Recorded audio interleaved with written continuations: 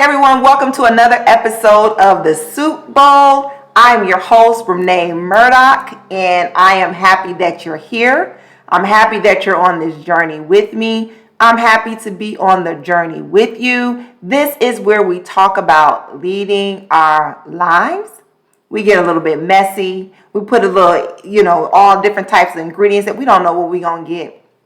Right, when we're leading our own lives, when we're stirring up the pot, we don't know what we're gonna get, but we know we're gonna get something, right? And it's gonna be good after a while. Sometimes when you cook something, and you're like, it just needs just a little bit more, a little pinch of this, a little smidget of this. That's my mom. You say smidge, but we need a little more salt, a little more seasoning here. But it's going to get good. Why? Because we are taking this life not too seriously, but we are learning from one another. That's what we're doing out here. Okay, today is about doing a book review. Woo! I am so excited. That's why I feel like inside it's like, yay! Because I am a Reading Rainbow child. If you did not know, again, I need to get that t-shirt, right?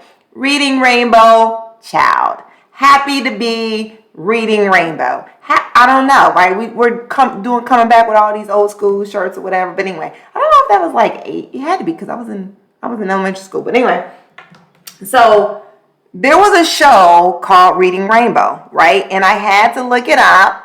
I know we've done this before, and I don't care if we do it again. Y'all gonna know again. I'm a Reading Rainbow child. And Reading Rainbow was done by, the cast was LeVar Burton, Jerry Stiller, and Ruby Dee, right? And I just remember LeVar. Remember LeVar? I don't know, if y'all are older than me, y'all probably, Mr. LeVar. Reading Rainbow. That's not how no, it was, I can fly anywhere. Just take a look. It's in a book. It's Reading Rainbow. Okay, anyway. So they had this program right at school, and basically, tell my mother, hey, she's not on her reading level. We think that she needs to go into this program, which was basically remedial reading.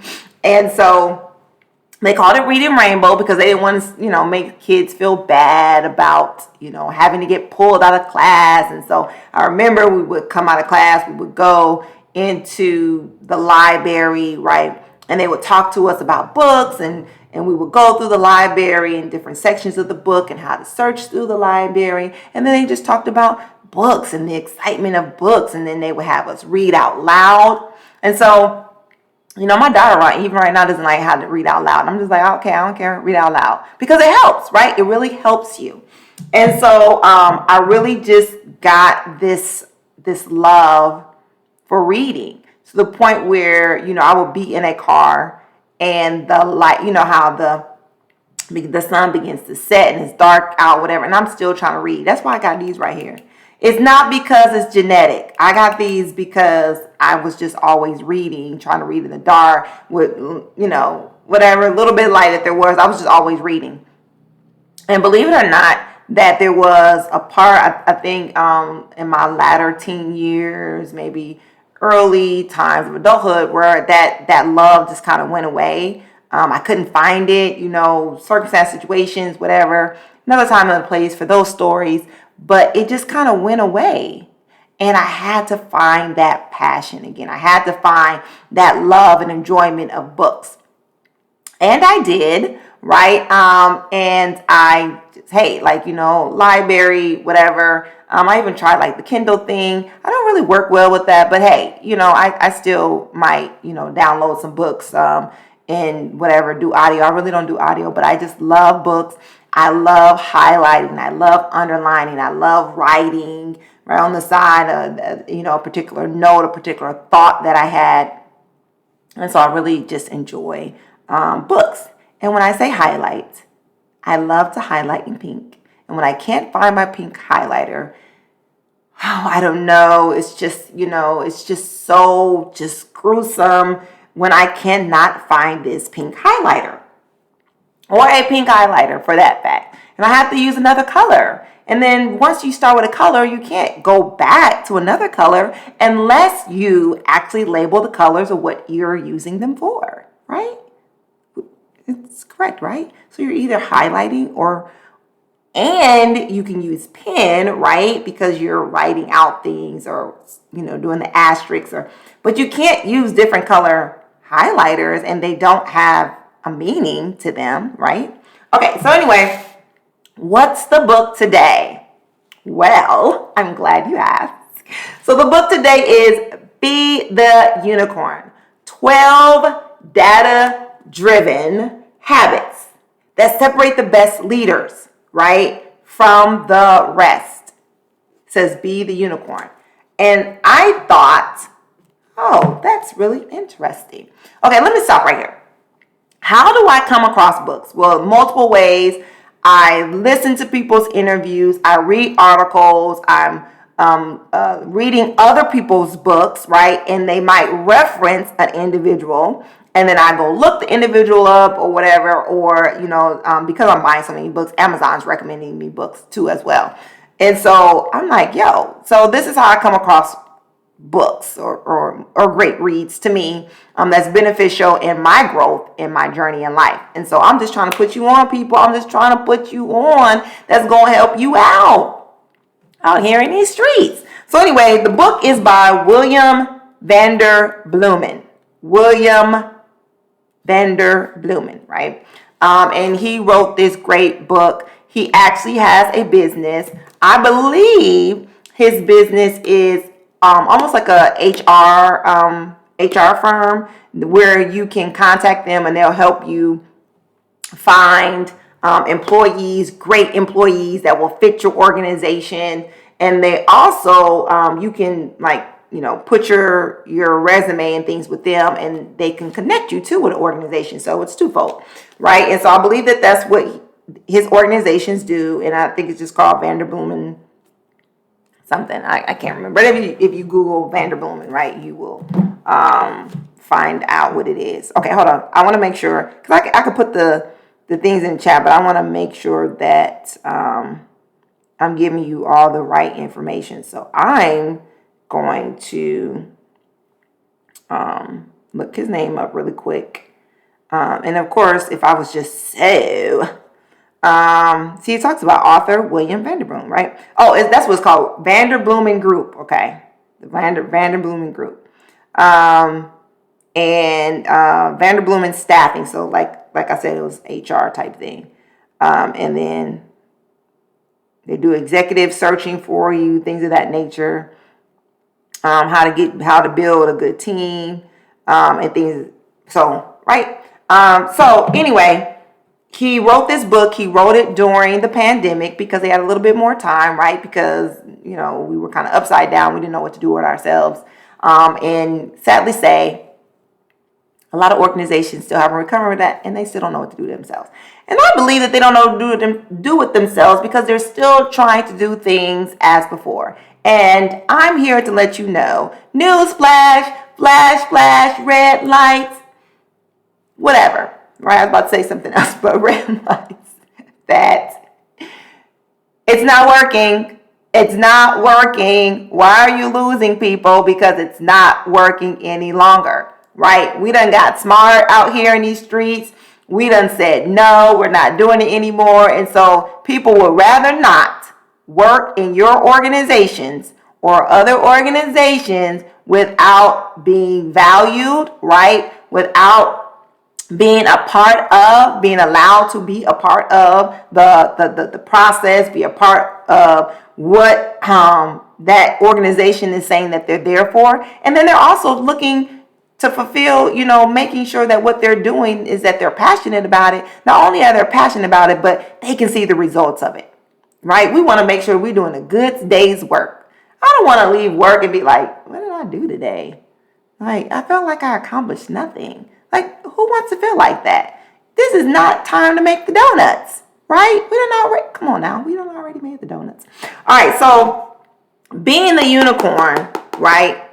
Being the unicorn. Unicorns we think of, it's a magical creature, that really doesn't exist, but it does exist because they're rare and no one really sees them. It's like sighting the UFO. People believe in it, like they've seen it. And so the same thing with the unicorn. We spotted a unicorn, right? And so they're magical, right? They're unknown. They're rare. They when they come, into our world and our space, it lights everything up. Everything's illuminated because all the wonderful twinkles and stars and lights and colors are happening, right? Flying in and okay, I'm into it, right? Because it's a unicorn. So, but it's talking about 12 data-driven habits. They looked through all of their data and discovered there were 12 things about these really great people, right? That were doing great work, doing really great work in organizations. And what did these 12 people have in common? I'm glad you asked me. Now, you're going to have to get this book. You're going to have to get this book and read it for yourself. I'm going to give you the 12 habits, right? But you're going to have to, get this yourself. Number 1, the fast. Number 2, the authentic. Number 3, the agile. Number 4, the solver. Number 5, the anticipator. Number 6, the prepared. The number 7, self-aware. Number 8, the curious. Number 9, the connected. Number 10, the likable. Number 11, the productive. Number 12, the purpose-driven. And I know some of these you like, what? Likable? I don't have to be likable. I don't have to be likable to lead. I don't have to be prepared all the time. I don't need to be a solver, right? But these are the 12 attributes. The 12 habits that separate people. That's separating the best from the best. Like when you're trying to pick the person that you want to play on your team, remember you was on the playground and you had to pick the person. What separated someone from someone else? Because they were doing something different that was getting you results. People are looking for people that's going to get them results. Now, I often wonder this. Y'all help me out. Put it down there in the comments. Y'all help me out. And this is why I was saying earlier it's no longer working. Because we're wondering why things are not working out in our organizations, why there's a consistent revolving door, why people are going to go get other jobs, why people are leaving, churches or whatever the case may be. We're wondering why this is happening, right?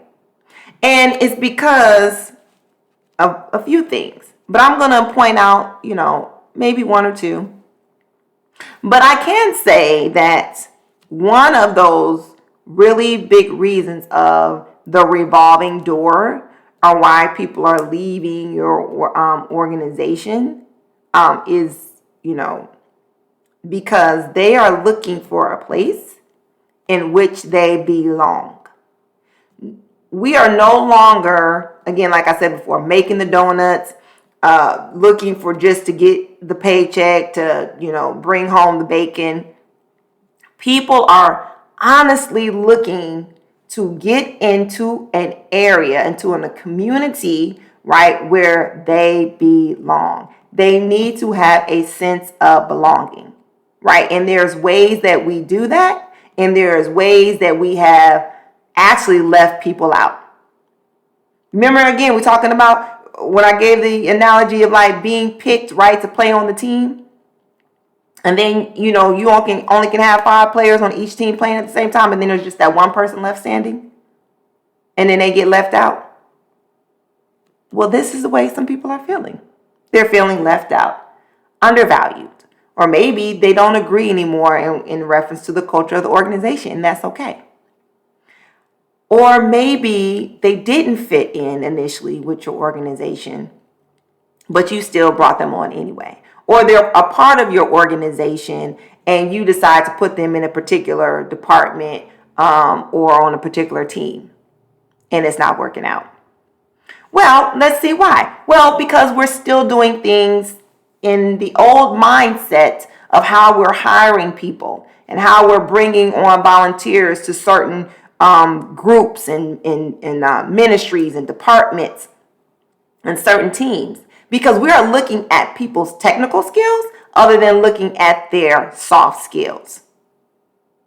Okay, let me say that again. We are looking at people's technical skills other than looking at their soft skills.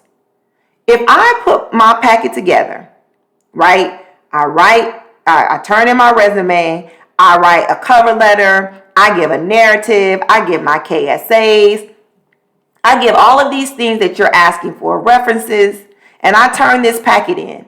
When I go to the interview, why am I still answering questions that are already on this resume, that's already in the cover letter problem, or it's already in my reference letter? It's already there. So why am I answering some questions about it? I got the interview because you looked at my packet. So you already know what I can do. Am I wrong or am I right? You already know what I can do. So why am I in an interview about my technical skills? Okay. But do you know who I am? You know what I can do, but do you know who I am? Do you know my character? See, we build our teams based off of people's technical capabilities. People's technical capabilities is not going to build an effective team. It's not even going to build an effective organization, because you are going to be losing people along the way. Okay, let me say that again. You're going to be losing people along the way because they don't know how to coexist with other people. They don't know how to talk to people. They don't know how to respond to people. They don't know how to allow people to shine other than them. Or being, there is something rare about each of us. But how would we ever know that if we are not given the opportunity to show it? Now, if I come to an interview and my shirt is wrinkled, right? And it's wrinkled or whatnot, and then I come to work, whether it be virtual or in person, and my shirt is wrinkled, and you see me doing this for about a good 2 weeks, why are you upset? I came to my interview like that. I showed you that I don't want to iron my shirt. I don't think it's important. Now, if you don't iron your shirt, I said exactly what I said. You don't think it's important. And that's okay. But if me, as an employer, want people that believe that ironing a shirt is good presentation, then why I'm going to hire somebody that don't have that what I believe to be good presentation, have presentation. And then now I'm sitting here trying to figure out how I'm going to talk to this person that they need to iron a shirt. Man, they're really smart. They're really good. But I need to figure out how I'm going to get them to iron their shirt. Right? Like, I don't understand. We put ourselves through unnecessary things when we don't have to. I showed you in the interview. This was me. I didn't. So, and that's on the other side of that. We need to make sure we show up as ourselves. We need to make sure we show up to ourselves at interviews. Don't put on fronts or whatever, and then, when you get the job, now it's like, okay, I got the job now. I'm gonna, wear, shirts with the back out or whatever the case may be, and tight jeans or whatever. No, show up as you, because it's only going to benefit you and them. And as they're interviewing you, you are interviewing them. And on the flip side, if you are the employer, they're interviewing you at the same time. So that's why it's important not to focus on the technical skills. I got the interview because I qualified. I already have the technical skills. But do I fit into your organization? Do I fit into your vision? Do I fit into your mission? Do I believe it? Can you see me being a part of the team, going the mile with you, growing the organization with you? Can you see that? So that's why when you're looking at people, right, and bringing them into your organizations, you need to be looking at their soft skills. Can they respond to, do they know how to orally communicate? Do they know how to communicate in writing? Do they think fast? Can they make a decision, right? Can they bring people together? Or are they separating people? Are they dividing people? These are things that we must think about. And these are the things that make people the unicorn, the rare. And let me tell you, I thought it was very interesting to me that when I started in the government, that people would email me and say, "Oh, Renee, thank you for responding." And so, at first I said, "Oh, yeah, no problem, no problem." And then I kept getting those type of emails. And I was like, is other people not responding? Like, that should be like a norm. Like, okay, great, I'm responding. But I come to find out people don't respond. People do not respond. That is one of the things about being a unicorn. Why are you not responding to people? That is rude. That's unprofessional to not respond to people when they're asking you questions. Answer the question so they can continue on in their work. I'm asking you a question because I need something to get my work done. I'm asking you a question so we can move something forward. Now, on the other side of that, if your team is asking you to make a decision, make a decision. Do not make a decision 2 weeks, 3 weeks, a couple of days before it's go time. And then at the AAR, it's like, "Oh man, we pulled that off. We made it work out."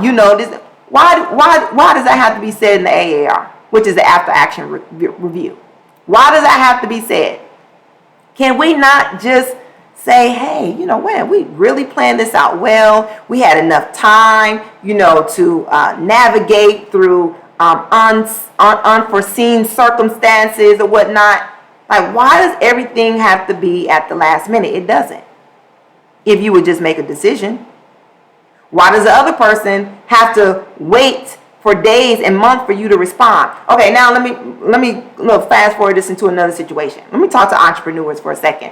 You wondering why you're not getting business because you don't respond to people.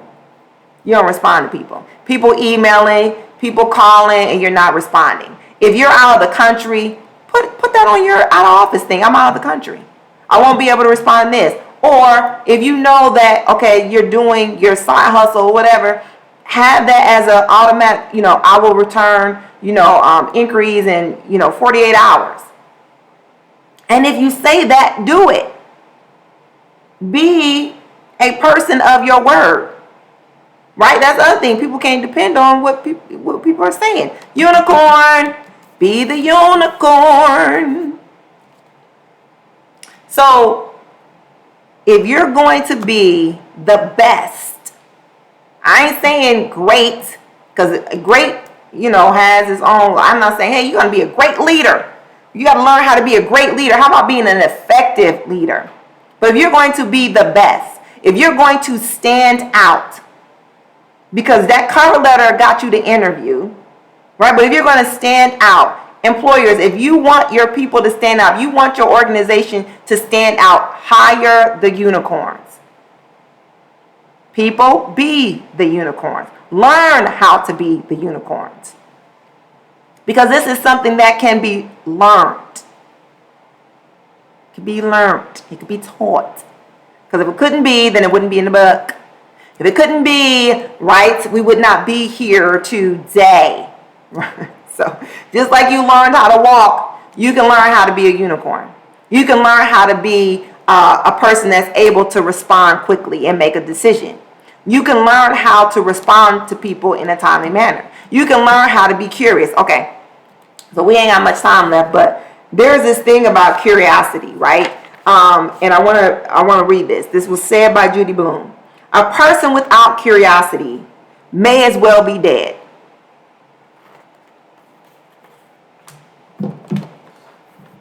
Okay, I had to let that marinate a little bit. Let it simmer a little bit. You might as well be dead. We are creative beings. We were born to be curious. Come on, think about it. Think about it for a second. As a child. Why? What is this? How does that work? Your little people around you. Maybe your grandbabies around you. Maybe your teacher. Always asking questions. And what should we be doing right as an adults now? Not to kill people's curiosity. Because as you begin to get older, right? Why do people stop becoming curious? By the environment and the people around us, because they kill the curiosity. That's why I fell in love with books, because it was so interesting that I could yet still be right where I was sitting at, but I also could be somewhere else. I could imagine things. I could be with the reader at the time or the character at the time. And it says curiosity is one that comes as a factor setting. Unicorns are curious, right? Curiosity is self-reinforcing and is good for your brain, right? Practice listening to your intuition, your inner voice. Ask questions. Be curious. See what you see. Hear what you hear. These intuitive powers were given to your soul at birth. See, somebody killed it. But I want to resurrect it on today, right? That you bring back the curiosity. That's about being a unicorn. Ask questions and keep asking questions. I'm telling you, I would be in a meeting, and I'm like, I'm not going to do it. I'm not going to ask any questions. And lo and behold, I'm asking questions. I'm asking questions in the chat. I'm asking questions out loud. But that's just me being curious. I want to know what's going on. What did you mean by that? How is that going to work? Can you give us a little bit more? Can you explain, how that's going to look over here if this happened? What if we looked at it from this? What if we did, I'm asking the questions because I'm literally curious about what the person is saying or where they're wanting us to go and how we're going to get there. Let me tell you, if I can see your vision, I am with you. I'm with you. If I can't see your vision, then I'm not with you. Right? So, but these things that William is talking about, right, is the rare. And it was so interesting to me that he was saying this in an interview, because the more I thought about it, I was like, man, although we're all capable of being unicorns, we make daily decisions not to be the unicorn, because we're making daily decisions not to grow. We think because we went to a training or read a book or whatever that's it or whatever. But it's not, because it takes intentionality to do these things. If you're not good at responding, then you're going to have to be intentional about responding. If you're not good about being curious, if you're not good about being adaptable, if you're not, good about making decisions quickly, then you're going to have to be intentional about that. So, running out of time, I would say that you get the book. I'm not being promoted. I didn't get it for free, right? I paid for it myself. And if you go to his website, there is an assessment that you have to do. It's not free. Again, I just love stuff like that. It's an assessment. I think it's 100 questions. I don't actually remember. It is a fee on it. I think it's $29, I think. And then the assessment tells you where you rank at in the 12 of these. And so that's where the book comes in handy, because then you can go back to the book, because in the book it tells you, okay, how can I do this? What can I do daily? Right? If I'm hiring, if I'm the hiring manager, what can I do daily? What can I do as an individual, right, to be this person that the hiring manager is looking for? And it gives you kind of like little small steps, whatever that you can do. But the key is that you're doing them daily. That's what it's about. It's about taking this day by day. You are not going to go to sleep and wake up and bam, it happens. All right? It's not a movie. This is real life, people. This is real life. And to get it, you must do it. You can't have it if you're not willing to do it. See, we look at social media and things, and we see people when they have, quote unquote, made this major impact that's affecting billions of people, but we don't realize, right, that there was some grinding that took place, right, to get there. And not only that, to stay there, right, you still must, you must do the work. You must do the work, people. You must do the work. So we're talking about leading our own lives, and this is how we do it. Leading is teachable. I love you. There's nothing that you can do about it. Until next time, peace. Love ya.